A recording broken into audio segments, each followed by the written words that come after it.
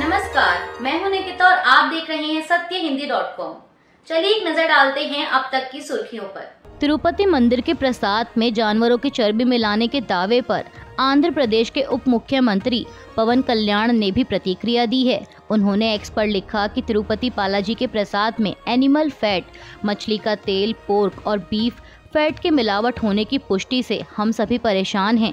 उन्होंने कहा कि तत्कालीन जगन मोहन रेड्डी सरकार की ओर से गठित टीटीडी बोर्ड को कई सवालों के जवाब देने होंगे।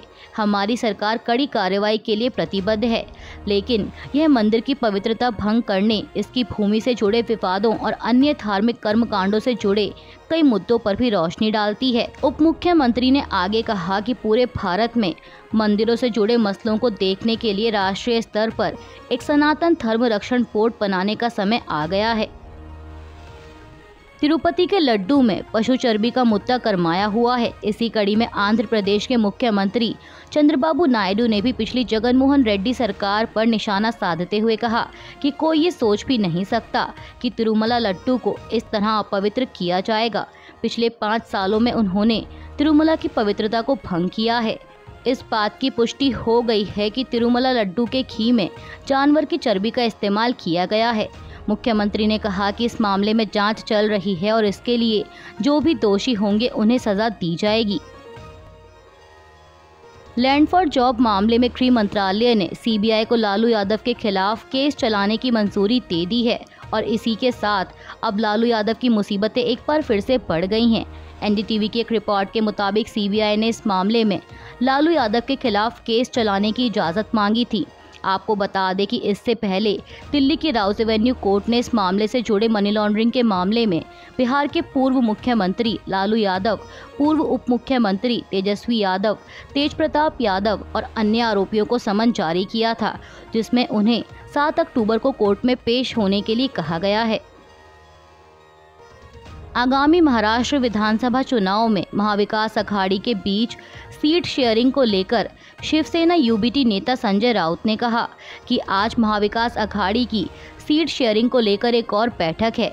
ऐसी खबरें हैं कि मुंबई की 5 से 6 सीटों पर चर्चा हुई। ऐसा कुछ नहीं है। हम हर सीट पर चर्चा करते हैं। किसी भी सीट पर कोई मतभेद नहीं है और अगर 1-2 सीटों पर मतभेद होता है तो तीनों दलों का आला कमान एक साथ बैठकर फिर से चर्चा करेगा, लेकिन कोई समस्या नहीं है। केंद्रीय गृह मंत्री अमित शाह ने आज शुक्रवार को नक्सलियों से हिंसा छोड़ने, हथियार डालने और आत्मसमर्पण करने की अपील की और कहा कि अन्यथा उनके खिलाफ एक व्यापक अभियान चलाया जाएगा।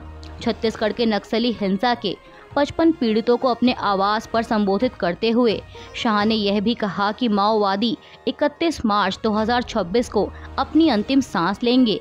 उन्होंने कहा कि प्रधानमंत्री नरेंद्र मोदी ने तय किया है कि देश से नक्सल हिंसा और विचारधारा का सफाया किया जाएगा। कर्नाटक में कगल्लीपुरा पुलिस ने आज सुबह बेंगलुरु के परपन्ना अग्रहारा सेंट्रल जेल के पास भाजपा विधायक एन मुनि रत्न को उनके खिलाफ दर्ज बलात्कार के मामले में गिरफ्तार किया। पीटीआई की एक रिपोर्ट के मुताबिक जातिवादी गालियों का इस्तेमाल करने सहित विभिन्न आरोपों में गिरफ्तार किए गए भाजपा विधायक को जनप्रतिनिधियों के लिए एक विशेष अदालत ने गुरुवार को सशर्त जमानत दे दी थी। मणिपुर में सुरक्षा बलों ने इम्फाल पश्चिम और इम्फाल पूर्व जिलों में अलग अलग अभियानों में प्रतिबंधित उग्रवादी संगठन के 3 कार्यकर्ताओं को गिरफ्तार किया है और कई आईईडी, हथियार और गोला बारूद भी बरामद किए हैं। अधिकारियों द्वारा यह जानकारी दी गई। पुलिस के अनुसार प्रतिबंधित कांगले या वोल कानबा लूप संगठन से जुड़े 3 कार्यकर्ताओं को गुरुवार को इम्फाल पश्चिम के खारी इलाके में सेकमाई और थांगमई बंद क्षेत्रों में जबरन वसूली में शामिल होने के आरोप में गिरफ्तार किया गया। पुलिस ने बताया कि उनके पास एक 9mm पिस्तौल, एक मैगजीन और जिंदा गोला बारूद बरामद किया गया है। सिंधु जल समझौते की समीक्षा किए जाने के लिए भारत की ओर से भेजे गए नोटिस पर पाकिस्तान ने जवाब दिया है। पाकिस्तान ने कहा कि वो इस समझौते को बहुत अहम मानता है और उम्मीद करता है कि 64 साल पहले हुए इस द्विपक्षीय समझौते के प्रावधानों को भारत भी मानेगा। आपको बता दें कि भारत ने ये कहते हुए 30 अगस्त को पाकिस्तान को नोटिस देते हुए कहा था कि हालात में कुछ बुनियादी और अप्रत्याशित बदलाव आए हैं।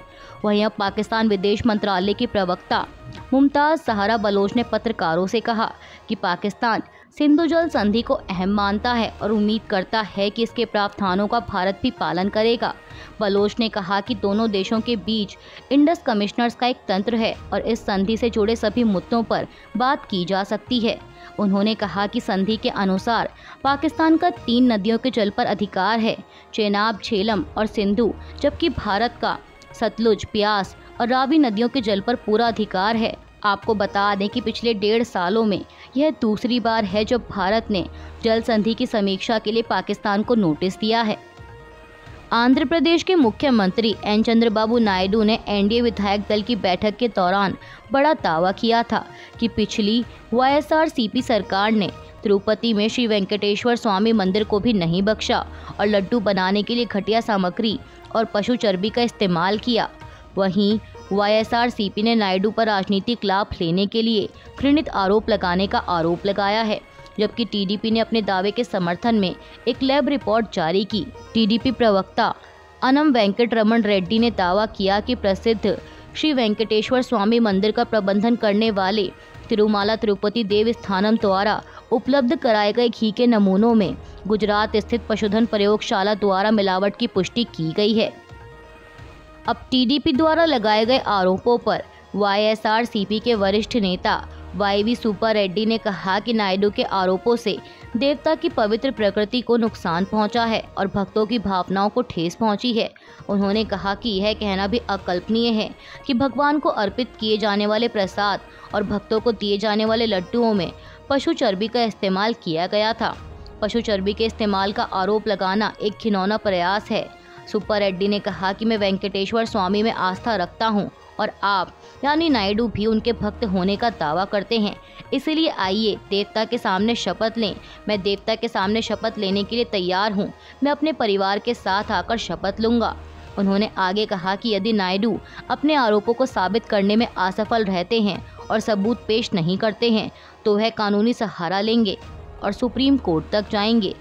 इसके अलावा राज्य की कांग्रेस इकाई की प्रमुख वाईएस शर्मिला ने नायडू के दावे की पुष्टि के लिए सीबीआई जांच की मांग की है।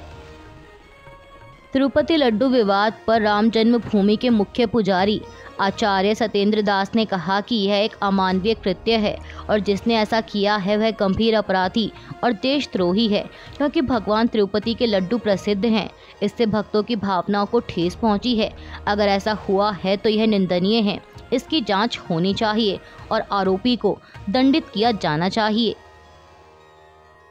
केंद्रीय मंत्रिमंडल ने वन नेशन वन इलेक्शन की सिफारिशों को मंजूरी दे दी है, लेकिन तभी से इस पर हो रही बयानबाजियों का दौर लगातार जारी है। अब इसी कड़ी में मध्य प्रदेश के पूर्व मुख्यमंत्री और वरिष्ठ कांग्रेस नेता दिग्विजय सिंह ने कहा कि भारत के संविधान की संरचना संघीय है। राज्यों के अधिकार अलग हैं और केंद्र के अधिकार अलग हैं। राज्यसभा और लोकसभा अलग अलग हैं। चाहे सरकार के पास बहुमत हो या ना हो, सरकार नहीं हटाई जा सकती। यह लोकतंत्र और संसदीय लोकतंत्र का विरोध करता है। उन्होंने कहा कि हमारा देश बहुभाषी, बहुधर्म, बहुजातीय और अलग अलग संस्कार व संस्कृति वाला है। ऐसे देश में संघीय ढांचे से ही सरकार चलाई जा सकती है। यदि यह वन नेशन वन इलेक्शन का बिल पास भी हो गया तो ऐसी सरकारें जो अभी चुनकर आई हैं वे 5 साल का कार्यकाल पूरा नहीं कर पाएंगी। क्या उनके मतदाताओं के साथ अन्याय नहीं होगा? हरिद्वार में प्रशासन ने कल गुरुवार को लक्सर तहसील में एक मस्जिद में किए जा रहे अवैध निर्माण को ध्वस्त कर दिया। लक्सर के तहसीलदार प्रताप सिंह चौहान ने बताया कि इलाके में बनी मस्जिद में खाली पड़ी सार्वजनिक भूमि पर अवैध निर्माण किया जा रहा था, जिसे अब हटा दिया गया है। पीटीआई के मुताबिक हिंदू जागरण मंच ने भी मस्जिद में चल रहे निर्माण कार्य के खिलाफ विरोध प्रदर्शन किया था। उन्होंने लक्सर के उप जिला मजिस्ट्रेट के समक्ष शिकायत दर्ज कराई थी। दिल्ली सरकार में मंत्री और आम आदमी पार्टी नेता गोपाल राय ने पार्टी के मंडल प्रभारियों से कहा है कि अरविंद केजरीवाल की विजयी वापसी सुनिश्चित करें। उन्होंने कल गुरुवार को कहा कि वे भाजपा के साथ लड़ाई के लिए तैयार रहें और सुनिश्चित करें कि अरविंद केजरीवाल दिल्ली के मुख्यमंत्री के रूप में विजयी वापसी करें। आपके मंडल प्रभारियों की एक सभा को संबोधित करते हुए राय ने आगे कहा कि भाजपा को लगता है कि दिल्ली आपके लिए एक प्रयोगशाला है जहां नए आविष्कार किए जाते हैं। उन्हें लगता है कि अगर दिल्ली की फैक्ट्री बंद नहीं हुई तो वह दिन दूर नहीं जब आम आदमी पार्टी केंद्र में अपनी सरकार बनाएगी। कांग्रेस ने कल गुरुवार को त्रिपुरा के राज्यपाल इंद्रसेन रेड्डी नल्लू को ज्ञापन सौंपकर आदिवासी कल्याण मंत्री विकास देव वर्मा के खिलाफ जांच की मांग की और आरोप लगाया कि वे भ्रष्टाचार में लिप्त हैं। प्रदेश कांग्रेस के अध्यक्ष आशीष कुमार साहा के नेतृत्व में 5 सदस्यीय प्रतिनिधिमंडल ने राज्यपाल से मुलाकात की। साहा ने संवाददाताओं से कहा कि हमने इस संवेदनशील मुद्दे पर राज्यपाल से हस्तक्षेप की मांग की है। भारत ने मालदीव सरकार की अपील पर एक और साल के लिए $5 करोड़ की आर्थिक मदद दी है। मालदीव में भारतीय उच्चायोग के बयान के अनुसार मालदीव सरकार के अनुरोध पर स्टेट बैंक ऑफ इंडिया ने मालदीव के वित्त मंत्रालय की ओर से जारी $5 करोड़ के गवर्नमेंट ट्रेजरी बिल्स को सब्सक्राइब किया है।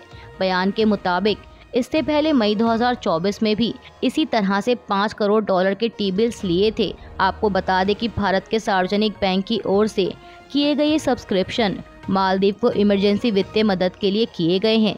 प्रेस विज्ञप्ति में आगे कहा गया है कि मालदीव भारत का प्रमुख पड़ोसी है और भारत की नेबरहुड फर्स्ट नीति के तहत आने वाला प्रमुख साझेदार है। वहीं मालदीव के पूर्व विदेश मंत्री अब्दुल्ला शाहिद ने इस इमरजेंसी वित्तीय मदद की तारीफ करते हुए कहा कि अर्थव्यवस्था को संभालने में इस सरकार की नाकामी और इसकी खराब विदेश नीति के बावजूद भारत ने साबित किया है कि वो एक आजमाया हुआ दोस्त और भरोसेमंद साझेदार है। अभी के लिए बस इतना ही। बाकी की खबरों के लिए बने रहिए सत्यहिंदी.com के साथ।